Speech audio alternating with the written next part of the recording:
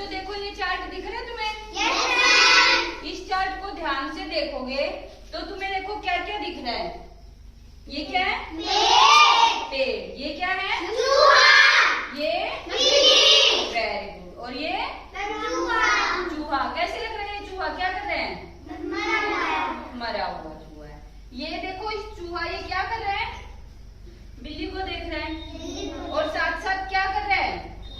सोच रहा है, उपाय सोच रहा है। और उसके दिमाग में क्या आया? घंटी। तो बेटा इस चार्ट में देखो एक कहानी है, वो कहानी मैं तुम्हें सुनाती हूँ, बिल्कुल ध्यान से सुनना, ठीक है? अगली जो तुम कहानी बनाओगे, मैं एक चार्ट फिर से बनाऊंगी और उस पे ऐसे कुछ पिक्चर्स बनाऊंगी, वो कहानी तुमने खुद बनाऊंगी। आज मैं तुम्हें सिखा देती हूँ, ठीक है?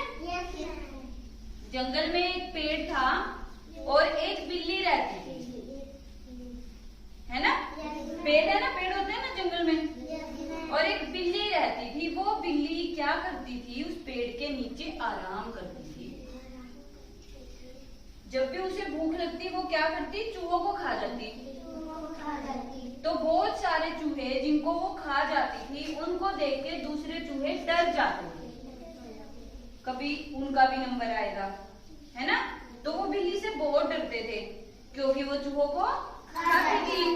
लेकिन एक बार क्या हुआ? सभी चूहे इकट्ठे हो गए और उन्होंने सोचा कि इस बिल्ली से कैसे छुटकारा पाए, क्योंकि ये सब चूहों को खा जाती है ना? वो उससे पीछा छुड़ाना चाहते थे। तो उन्होंने ना एक सभा बुलाई, एक मीटिंग की ना, मीटिंग में सब इकट्ठे होते हैं।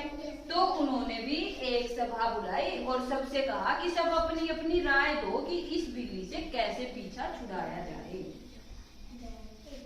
तो सबने अपनी अपनी राय दी, लेकिन किसी की राय इतनी अच्छी नहीं निकली।